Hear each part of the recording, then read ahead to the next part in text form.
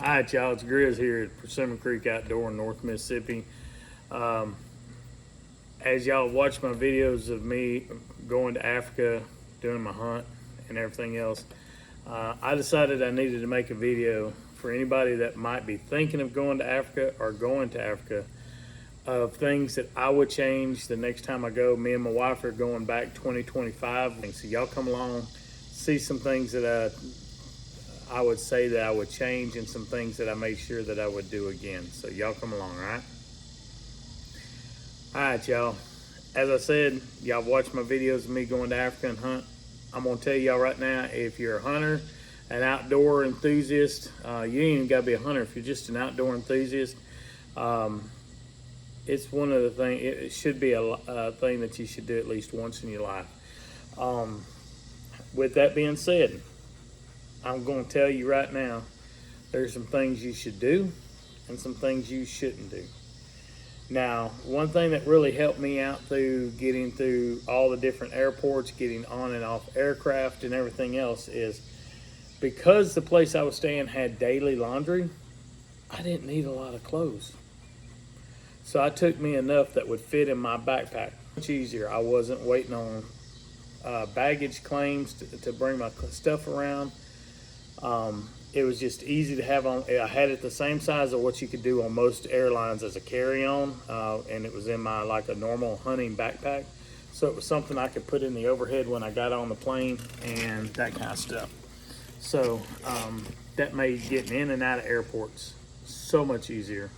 Second thing is I use their guns. I went ahead and paid a rental fee to them to use their guns, and the reason that I did was I didn't want to have to go through all the hassle and red tape to ship a gun, maybe have a problem with it being delayed getting there, all the problems that you sometimes have with flying. That's another reason I wanted everything on my back, so I could just take it into the plane. I knew it was right there with me. There was not any other kind of problem. They got good guns. At least the concession I was at had really good guns. I hunted with a 375. It's a CZ 550s and chambered in 375 H&H, and it was a great gun. So that's two things right off the bat that help you navigate the airport so much faster. Another thing that I will do again is I will listen to the people over there, and when they say, hey, this is a great airline, Airlink is what I used while I was over there to do my in-country hops. There's a few things I would do differently. All right, one of them is this right here. These hats with these mesh in the back of them, we love them. Most of us hunters here in America love them. The problem with it is any of them trees over there that you're trying to duck under, it catches very easily, very easily. Pulls it off your head. Matter of fact, if you saw all the videos, you saw one where we had to go back and retrieve one of my hats because there was a Cape Buffalo in the area and they wouldn't let me go retrieve it on my own. That popped off my head when I went under a tree. So think about that. Think about things snagging. With that same thought process, I took some breeches over, some pants, and some shirts that were a ripstop material. Loved them. I took a pair of breeches and shirt that were a hunting pair that I had here in the United States. They made so much noise, just the sounding of the material. I will not take them back. If you get khaki, if you can see down here, get the darker khaki, don't get the whiter khaki. The darker khaki actually blends in, the whiter khaki makes you just stand out. So if you do get khaki pants and stuff to take over there, which is great, it's right down the threshold of what you need, get something that's going to blend in and not just stand out. But make sure your pants that you get, like if you want me to, I'll put a link in the bottom of the shirts. They're Magellans from Academy. I also got the pants through Academy. They are, however, I won't say they're a Wrangler. So I like them because they were ripstop material. They didn't make hardly any noise. Now, I said noise. That leads me into my next thing. Do not wear a pair of hard-soled boots over there. If you listen to my videos closely, you can hear every footstep I took. which made trying to get up on game over there so much harder. With that being said, don't buy a brand new pair of boots with soft soles and then try to take them over there. You don't want to break in a pair of boots. But I will be buying a pair of boots about 6 months before we go again, and I'll probably buy them here shortly to have them ready to go to Argentina. I don't know what the Argentina soil looks like, but I'm not going to have that same problem that I had in Africa anywhere I go again. I'm going to have a pair of boots that are soft sole so that I can walk a lot quieter. With that being said, get in shape, or not. You don't have to like run, but at least get out, walk for a couple of miles a day, because you're going to walk on these safaris. Because, or at least in our concession, the club I was with, we would drive until we saw fresh tracks. They knew the difference between fresh tracks even just 30 minutes ago or 4 hours ago. So we would find fresh tracks at the whatever animal we were after. We would get out of the truck, we'd cut that track and start going behind it and try to catch up to the animal. So you're wanting to stay quiet. With the quiet and talking about sneaking up on the animals, they keep those wind in their face all the time. At my concession, everybody smoked. And from what I can tell, most PHs and stuff smoke. So don't worry about that bag I was talking about earlier. Don't worry about scent control. It's not going to help you. Yeah, these are just a few of the things that I would do differently, or that I would do again. Also, I would just tell y'all, if you don't already have something in your mind as far as what you're looking at taking, listen to your PHs. If your PH gets excited about something, they see these animals day in, day out. If they get excited and they're like, oh, that's really good, listen. If you've got the money, or if it's an open hunt for you, you might want to pay attention to them, because that's what you're going to want to take. Because them are going to be the extraordinary animals that you're going to have, and then you're going to realize that you've got a good thing. Make sure you take enough money to tip well everybody, because you got the people who clean, the people who do laundry, your cooks, your trackers, your PH.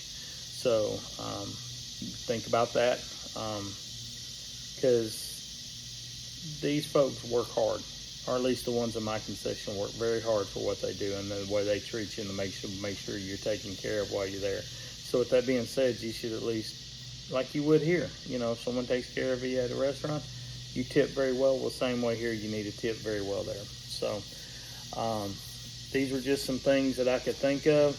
Y'all, if you got any questions, leave me some questions in the comments down below. I will get back and answer them as quickly as I can. Find me on Facebook, hit me on Messenger. I'll answer you back as quickly as I can. If y'all got anything, just please, y'all know I like reading the comments, even the bad comments. I've had some bad comments on these hunting videos. It's okay, it doesn't bother me. I don't agree with what y'all say, but at the same time, hey, you have a right to tell me what you think of my video, and that's great. It's reason we live in America, so we can have different points of view. See, it's reason we live here. So, with that being said, the last thing, when you go over, expect that you're going to have different eating foods and dishes that you're not accustomed to here in the United States if you're a United States hunter. I can't answer for the people in Europe. I don't know what they eat on a regular basis, but like us, at least here in the South, we like a big breakfast, or at least most of us do. We like a big breakfast. Cat head biscuits, eggs, bacon, sausage, hash browns, that kind of stuff, grits. Understand that ain't it.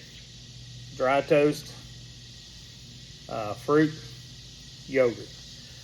The food that you eat at your different meals are going to be a little bit different. Keep an open mind. Try it. You never know what you're going to like until you try it.